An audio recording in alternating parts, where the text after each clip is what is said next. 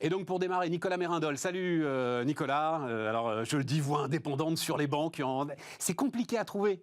Tu vois, des gars qui ont été dans le système parfaitement, maîtrisant parfaitement le système et qui aujourd'hui peuvent en parler très très librement parce que ils en sont sortis. Et voilà, oui, parce que j'en suis sorti il y a une dizaine d'années, tout en étant très présent. Et ben voilà, tout en restant exactement investi ces 10 dernières années. Exactement. Enfin, c'était tes employés, c'était tes patrons, c'est devenu tes clients, donc c'est pas mal. Donc Nicolas Mérindol, un président fondateur du groupe Carmin Finance, et effectivement, il y a une dizaine d'années, directeur général des caisses d'épargne. À l'époque, c'était que les caisses d'épargne, il n'y avait pas encore la fusion. Il y avait Natixis déjà. Ah, il y avait Natixis déjà. Il y a la commune, oui. Et c'était en train de se rapprocher. C'était en train de se rapprocher pour dessus. Voilà. À l'étage du dessous, c'était fait, mais pas à l'étage du dessus. Bon, rentrons dans le dur, Nicolas, parce que j'ai plein de questions à poser et on n'a pas tant de temps que ça. On a une demi-heure tranquille pour parler, mais il y a énormément d'éléments. Donc, le premier, c'est quand même ce qui m'a fait t'appeler. Donc, on disait les banques européennes à l'agonie. Les voilà de retour avec des profits records. Donc, les 5 principales banques françaises ont publié des performances historiques. Elles cumulent 31 milliards d'euros de résultats nets en 2021. Et ça, même à ton époque, enfin, ça ramène aux années de délire, années 2006-2007 pour l'environnement bancaire. Qu'est-ce qui s'est passé? Qu'est-ce que tu mets, toi, en avant? Et puis, question subsidiaire, est-ce que c'est des purs éléments conjoncturels, notamment sur la banque d'affaires avec des valorisations d'entreprises aujourd'hui qui sont spectaculaires? Ou est-ce que c'est peut-être un nouveau cycle qui est en train de commencer pour le secteur bancaire? Alors, première remarque, l'agonie, non. Sincèrement. Comment ça, l'agonie, non? D'ailleurs, sur ces 10 dernières années, Stéphane, si on regarde la croissance des valorisations valorisations sur le CAC 40 du secteur financier, il est meilleur que il est comparable à celui de la santé, il est meilleur que celui du pétrole, il est meilleur que... C'est-à-dire que ça a doublé les non, mais tu me prends les télécoms, le pétrole, la santé. Bah oui, mais les télécoms, c'est pas franchement. Ils sont à la rue, les télécoms. Oui, on va pas parler. Mais les télécoms, ils sont à la rue. La santé. En fait. Non, mais intuitivement, la santé, on pourrait imaginer que ça s'est comporté à peu près, le secteur de la santé s'est comporté de façon à peu près comparable. Mais surtout, c'est pas l'agonie. Aucune banque n'a perdu de l'argent. Non, dans ces 10 mais le années. sujet, c'est qu'il se faisait tailler des croupières sur chacun des éléments où il dégageait du bénéfice. Alors c'est ça dont on va parler. Donc première remarque, on va voir que c'était pas l'agonie. Ça n'est plus l'euphorie ou l'excès, ou les excès, ou l'hybris d'une période. Ouais. On est revenu à un business model un peu plus stable dans le temps, mais pas à l'agonie. Okay. La deuxième remarque, pour ce qui concerne l'Europe continentale, rien de nouveau sous les tropiques, c'est un marché saturé. La perspective de croissance des banques, elle n'est pas liée à la conquête de la part de marché. Non. Les bancarisés français ou européens, eh bien, ils représentent, ou les non bancarisés représentent une toute partie de la population, dont d'ailleurs pas grand monde s'occupe. Sauf un peu peut-être les mutualistes, culturellement, sociologiquement. Donc ça n'est pas l'agonie, mais ça reste une vraie problématique stratégique quand on est patron de banque. Moi, je me suis toujours posé la question de dire, c'est quoi le business model de développement d'une banque en Europe continentale? C'est pas du tout la même chose que c'est en Turquie où il y a peu de bancarisés, ou en Amérique latine, sans parler du Salvador ou de l'Afrique. Absolument. Donc, deuxième élément, ça reste vrai. Alors, comment, dans ce contexte de bancarisation complète, on a eu une année extraordinaire en 2021? C'est très simple. En fait, tous les feux ont été ouverts. La comparaison par rapport à 2020, qui n'était pas une année extraordinaire. D'accord, mais là, on a donné des chiffres bruts, 31 milliards, valeur absolue. Et on a eu une croissance à peu près, encore une fois, sur tous les volets. C'est-à-dire qu'au niveau du produit net bancaire, ce qui serait le chiffre d'affaires d'une entreprise, ça s'est considérablement... Il y a eu une forte croissance parce que tous les moteurs de l'avion, quand on est une banque, c'est mieux d'avoir plusieurs moteurs. Deux de chaque côté, c'est très bien. Donc l'asset management, donc c'est des gros encours. Et c'est le marché de la bourse qui l'a porté. Comme vous êtes aussi rémunéré à la performance, vous êtes porté par le marché boursier, vous êtes un gros asset manager de la place. Si on prend les grands asset managers européens, il y a des Français dedans. Amundi est un très gros asset manager. Donc Amundi est le 10e asset manager du monde. Et, oui. Voilà. Et donc Amundi, c'est Crédit Agricole aujourd'hui. Et donc, quand vous avez une croissance des marchés, vous avez une croissance mécanique de la valorisation des asset under management, des actifs sous gestion gérés par ces asset managers, et vous avez une prime de performance. Alors attends, premier point, parce que alors on va reprendre les 4 moteurs. Une question sur asset management, parce qu'à chaque fois, on dit, oui mais Robinhood, les applis aujourd'hui qui permettent aux particuliers de trader, voilà, ça représente peanuts, et pour toi ça représentera... On va y revenir aussi sur les fintechs, sur les autres acteurs. Le marché, il est tenu par ces gros acteurs. Le reste... Et il le restera. Il le restera, bien sûr. Il le restera pour des tas de raisons. Alors ok, asset management, premier moteur. Le premier moteur, les marchés. Donc c'est d'ailleurs dans la même veine que les asset managers, c'est-à-dire les marchés, les transactions sur les marchés financiers, les salles de marché des banques. Et ça a marché et sur l'equity et sur les produits de taux. Tout a été porteur. C'est-à-dire qu'il y a eu beaucoup d'émissions obligataires, beaucoup de crédits structurés, beaucoup de transactions sur les actions, parce que le marché était booming. Donc, sachant que, quand même, petite parenthèse là-dessus aussi, les banques n'ont plus le droit aujourd'hui de traiter des titres pour leur propre compte, ce qui est une des clés de la crise de 2007-2008. Oui, c'est très encadré. Très encadré, voilà. Trading pour compte propre, ça s'appelle. Trading pour compte propre, les books pour compte propre. Donc ça, c'est les deuxièmes moteurs, très financiers, très macro, en grosse masse. Après, vous avez sur ce qu'on appelle l'économie réelle ou la banque commerciale, la banque de tous les jours, les deux marchés ont très bien fonctionné. Les entreprises ont emprunté, les entreprises ont investi, et sur des montants quand même qui sont très très conséquents. Donc tout ça a généré... Donc c'est un signe d'excellente santé en fait du tissu économique quand on se retrouve avec des résultats comme ça, Nicolas. En tout cas c'est un signe qui accompagne de manière très intuitive et très logique, très cohérente, la croissance du marché action, la bonne performance des marchés actions, et la croissance économique. Et l'activité économique. Et l'activité économique en général. Donc ça, c'est une réalité. Et ça vaut sur toutes les banques, il n'y a aucune exception. Ensuite, vous passez aux charges. On a vu le chiffre d'affaires, c'est exceptionnel. Et il faut comprendre qu'il y a un effet de levier par rapport à tous les chefs d'entreprise entre une banque et une entreprise classique. C'est que quand on est, vous et moi le savons bien, on démarre le 1er janvier, il faut aller le chercher, son chiffre d'affaires. Quand vous êtes dans une banque, vous avez un stock très très important dans votre bilan, qui est très handicapant quand les choses vont mal, mais qui vous porte la masse, le chiffre d'affaires, il est beaucoup plus sur tout le stock d'encours, notamment de l'asset management, que vous avez accumulé et qui ne représente pas une année de flux, de collecte nouvelle. C'est 10 années de travail qui se valorisent. Et donc là, vous avez un effet de levier extraordinaire. Nicolas, sur le crédit. Alors le crédit immobilier par exemple, booming, forte concurrence, avec des marges qui s'écrasent totalement.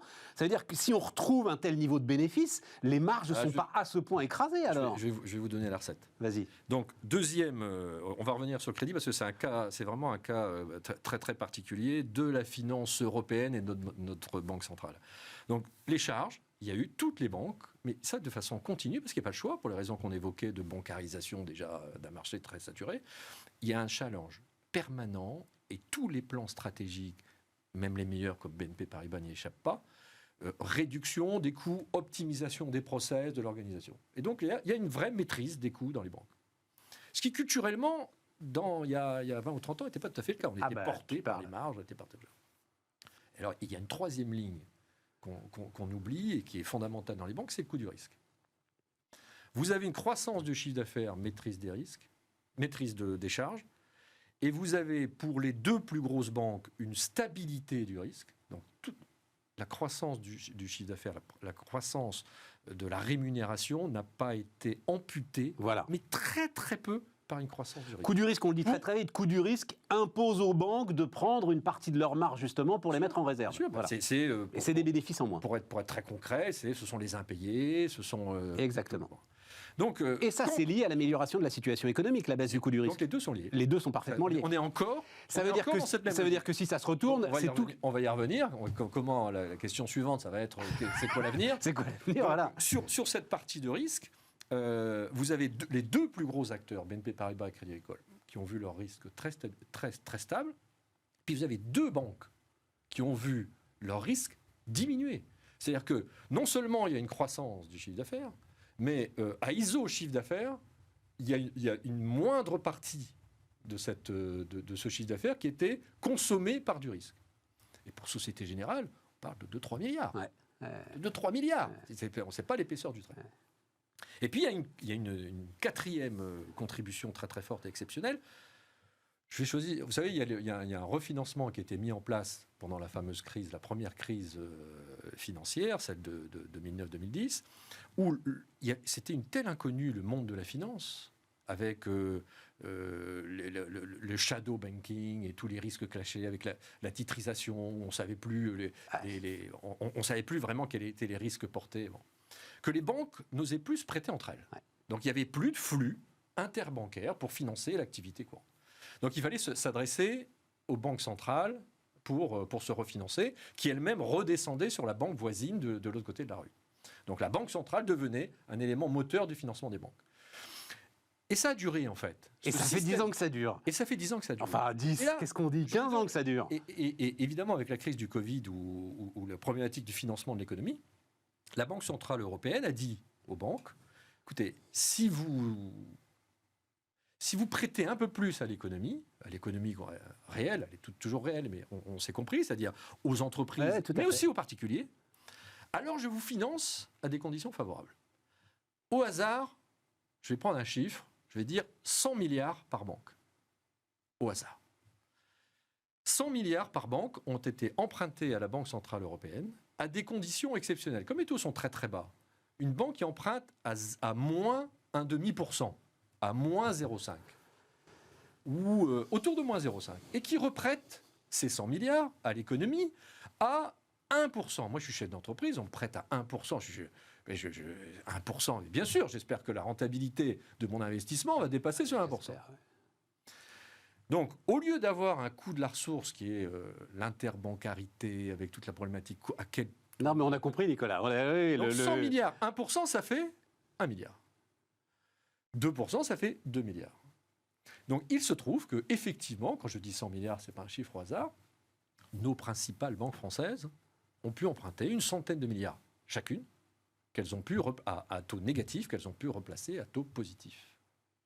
Et donc ça a généré incontestablement une marge financière supérieure à la normale par rapport à ce refinancement. Alors tu vois, c'est marrant. Et là, si vous additionnez, pour certaines banques, 2 milliards, je vais être très prudent, 2 milliards liés à une amélioration du coût de refinancement à la Banque centrale européenne. Vertueux, c'est très bien, puisque pour les avoir, mais vertueux, je sais pas. Pour les avoir, il a fallu quand même justifier qu'on a prêté aux entreprises. Alors c'est lié au point précédent, puisqu'on a dit qu'il y avait une forte activité et que les banques ont joué leur rôle, elles ont été bien rémunérées, mais ça veut dire qu'elles ont prêté à l'économie. Elles ont pu se refinancer à des conditions meilleures qu'avant ce système de refinancement à la Banque centrale européenne. Donc si on cumule ça, plus une moins... Tout ce que tu as décrit d'activité... on arrive à des résultats exceptionnels. Exceptionnels. Parce que vous n'avez aucun signal négatif, vous n'avez que des contributions positives sur toutes les lignes. Je comprends, juste parce que j'ai tellement de questions à poser quand même, mais je comprends que, avec ce que tu viens de nous expliquer sur le rôle de la Banque centrale européenne, le fait qu'une partie de ses bénéfices repartent en dividendes auprès des actionnaires des banques peut intellectuellement poser un problème. Voilà. C'est pas... Tu vois, autant l'activité bancaire, les risques pris par les banques, les risques donc pris par les actionnaires des banques, le dividende est parfaitement légitime. Si c'est la Banque centrale européenne qui, globalement, aurait prêté à Stéphane Soumier, il aurait eu les mêmes résultats, là, intellectuellement, ça me pose un problème. Voilà. Oui, mais ça participe. C'est intéressant. C'est un système, il faut le prendre dans sa globalité. Ça veut dire, non mais Nicolas, ça veut dire, parce que c'est ma question, ça veut dire qu'il n'y a pas de nouveau cycle. Non. Ça veut dire que tout cela s'inversant, on retombe très très vite. Absolument. Ouais, voilà. Absolument. Donc vous ne pouvez pas en tirer des conclusions en disant cette industrie s'est révolutionnée, elle a passé une mauvaise décennie, elle est repartie pour une belle décennie. Voilà, c'est ça. Non, parce que sur chacune des lignes, ça va être plus compliqué. La contribution au risque, vous aviez les effets PGE, vous avez toutes les contributions de l'État. L'État français a été quand même très très courageux.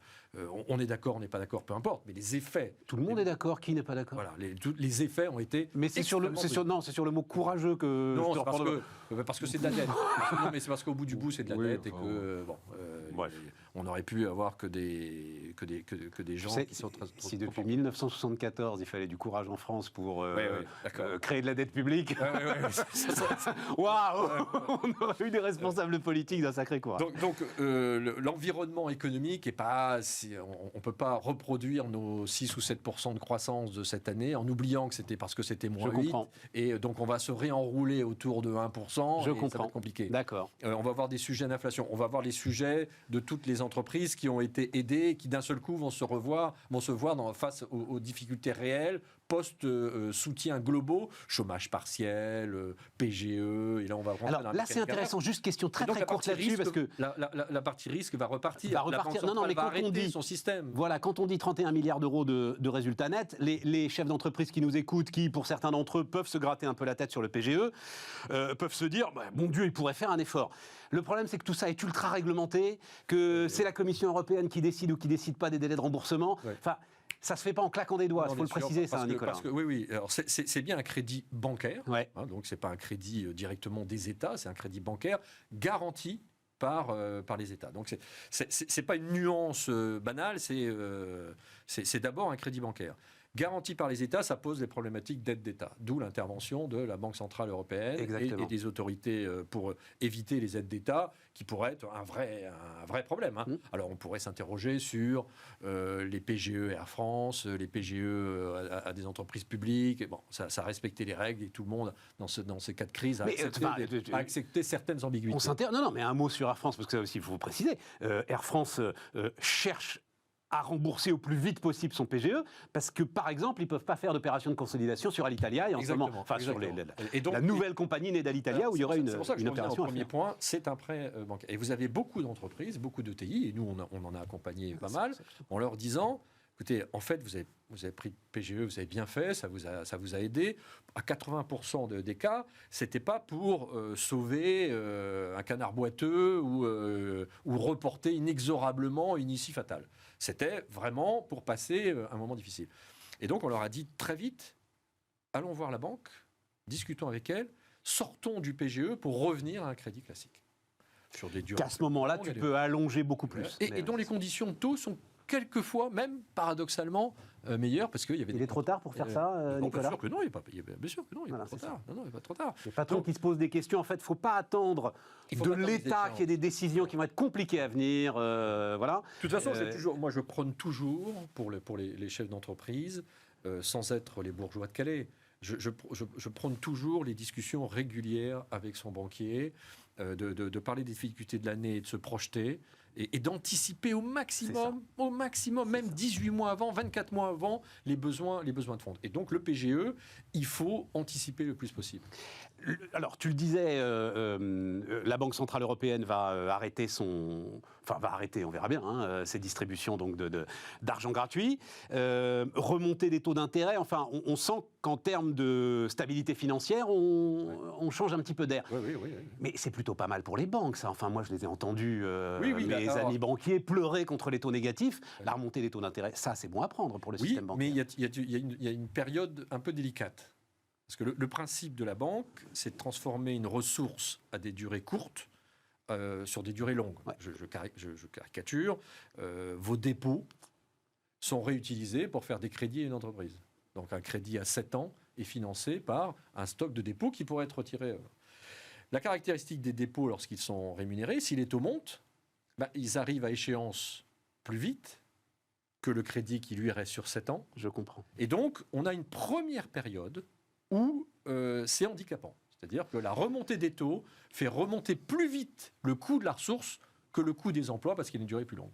Et ensuite, la hiérarchie se remet en place et les ressources sont rémunérées sur des durées courtes, donc à des taux plus bas, et les emplois sur des durées plus longues et les crédits sur des durées plus longues, donc à des taux plus élevés. Et on reconstitue la marge nécessaire pour financer le risque, la transformation de ces durées et les risques de liquidité.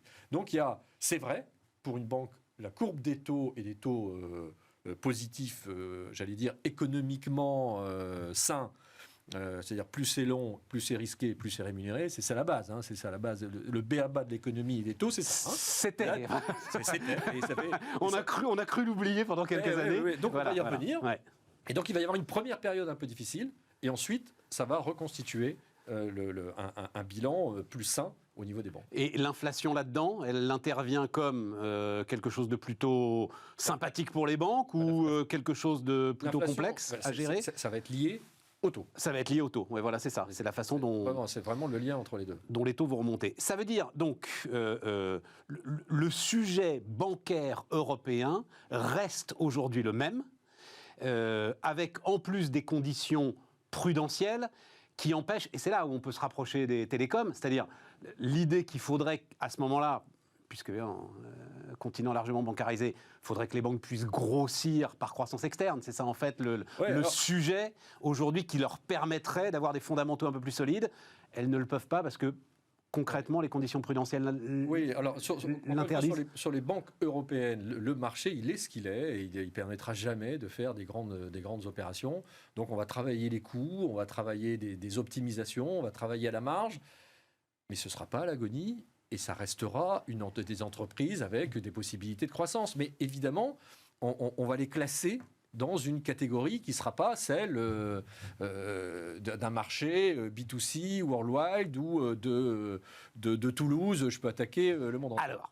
D'accord ? Mais avec un autre handicap qui pénalise beaucoup de gens et qui fait peur, c'est la taille du bilan d'une banque pour faire ce résultat-là versus une entreprise qui est dans le digital, qui est worldwide, qui fait un résultat supérieur et qui n'a pas de bilan et qui n'a pas de risque porté. Donc ça restera un handicap fort sur les banques. Je ne veux pas dire de bêtises, Nicolas, mais la taille du bilan de BNP Paribas, c'est le PIB de la France. Oui, c'est ça. Voilà, pour se donner une idée de... Non, c'est du lourd.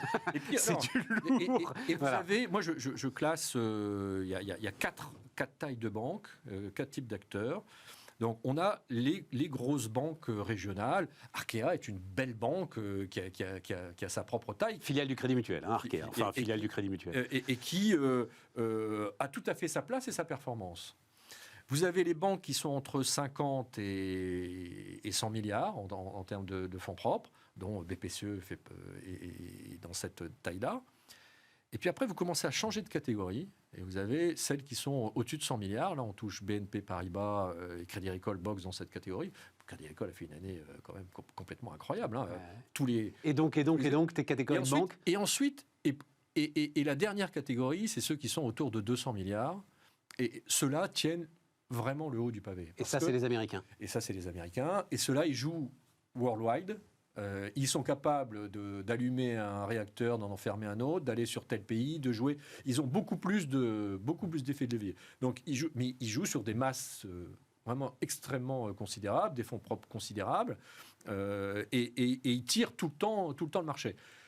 Ils montrent quand même qu'on peut avoir un retour sur investissement, une rentabilité des fonds propres quand même très élevée. Est-ce que c'est un sujet de souveraineté qu'il n'y ait pas une seule banque européenne qui puisse jouer dans cette catégorie-là, Nicolas ? Non. De souveraineté, non. De souveraineté, ouais. Non. De souveraineté, on a parlé à un moment de... BNP Paribas est un Champions League quand même, hein, en termes de performance, de qualité, d'acteurs, etc. Mais on est très loin des très gros Américains, et qui, eux, ont une capacité de générer du résultat, parce que dès que les réacteurs s'allument un peu, pour les raisons que j'évoquais de taille, ça profite à des masses considérables et ça génère des résultats incroyables. Pourquoi est-ce que, dans ces conditions-là, et restons sur les banques européennes, elles ne vont pas... Là, je lis des choses absolument passionnantes autour des paiements. C'est-à-dire, il se passe vraiment, il y a une espèce d'effervescence autour des paiements. Il se trouve que... Le directeur général de BNP Paribas l'année dernière était venu nous raconter le lancement de cette initiative européenne des paiements, 30 banques européennes pour essayer de se passer de Visa et de Mastercard. C'est vrai, là tu as un intermédiaire qui te pique 1% de commission, pourquoi faire ? Voilà. Tu te rends compte que ça avance pas, que ça bouge pas, que c'est englué, c'est dans des marais. Ça va se faire, Stéphane. Ça va se faire, mais Stripe va 3 fois plus vite. Je lisais dans les Échos une interview provocatrice d'un jeune gars là, qui dit « Mais moi, je vais défoncer toutes les banques 3 fois plus vite. » C'est sûr. Mais sauf que la réalité pour le moment, c'est que tous ces acteurs pèsent pas grand-chose. Même Stripe sur les paiements, par exemple même... En Europe continentale. Non, Stripe, pour l'instant... c'est aux États-Unis. Non, oui, c'est aux États-Unis. Donc, parce que le système de paiement, on peut faire le lien avec la crypto-monnaie. Hein. Le système de paiement on finira européen, avec ça, la crypto. Il existe, il est là. Il fonctionne, mais il coûte cher. Il coûte cher. Donc, non, mais il coûte cher. Enfin, donc, le chiffre que donne ce jeune gars, là, j'ai oublié sa start-up, c'est 700 milliards prélevés quand même en Europe sur... Alors, comme je disais, dans la stratégie de toutes les banques, il y a toujours le volet économie des coûts de structure et préserver les commissions. Les banques européennes n'ont pas le choix. Ce projet va aboutir. Ouais. Alors, il va aboutir, peut-être pas avec les 30 banques pour démarrer, mais quand Mastercard a été créé, ou Visa, ça ne s'est pas fait avec tous les acteurs. Ça s'est fait avec quelques-uns qui ont tiré, les autres ont rejoint. Donc il y a une vraie volonté en France, il y a une volonté en Allemagne. Les Espagnols s'interrogent un peu par rapport à leur système. La difficulté, c'est ceux qui viennent de faire des investissements.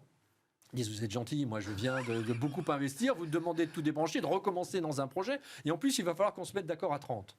Donc c'est ça la difficulté, mais personne ne conteste le fait que c'est un beau projet européen qui doit se mettre en place et qui va être gagnant-gagnant pour tout le monde, qui va réduire les coûts, permettre de réduire les marges et de préserver donc le poids des banques. Donc ça va se faire avec quelques leaders. Il y a déjà une réunion qui est prévue dans le calendrier. Ouais, je sais, mais je te dis, l'interview qu'on avait eue avec le directeur général de BNP Paribas était, on a l'impression qu'on a du mal à avancer. J'ai juste un chiffre pour vous voir de quoi on parle. Boston Consulting Group dit le marché des paiements va doubler de taille d'ici 2030 pour atteindre les 3 000 milliards de dollars. Ça, c'est le flux, c'est pas le... Ouais, mais enfin, ça veut dire que tu as... La base. Voilà, tu as... Oui, mais il y a... Non, mais c'est vrai, c'est un... Et donc, pour toi, elles ne sont pas à côté, elles ne sont pas à l'écart de toute, justement, la dynamique FinTech dont tu dis... elles vont piquer la valeur. Aujourd'hui, encore une fois, 99% des flux passent par là, soyons sérieux. Ils se passent par les systèmes bancaires classiques. Par contre, moi qui suis passionné des FinTech en général et des françaises en particulier, j'en ai suivi 400, 450 en France. 400 à 450. C'est un formidable aiguillon. C'est une machine, alors elle prospère plus ou moins toutes, mais c'est sûr que ça a bousculé, ça oblige les banques à accélérer. Mais sur le système de masse et la sécurisation et les investissements que ça représente. D'ailleurs, beaucoup de FinTech repassent par les infrastructures classiques. Bien sûr. Il ne faut pas se leurrer. Donc, enfin, repassent par les infrastructures classiques où sont rachetés, alors là ça devient technique, mais sur les systèmes de compensation, où sont rachetés par des banques classiques, ce qu'a fait la Société Générale par exemple avec Trésor, etc. Voilà. Exactement. Donc ça bouscule, ça contribue. Et ce nouveau système de paiement les banques vont mettre en place. Attends, ça veut dire, Nicolas... Les néobanques, elles sont principalement sur ces histoires de paiement. Combien gagnent de l'argent ? Pas beaucoup. En général, elles perdent 2 fois leur chiffre d'affaires, quand même.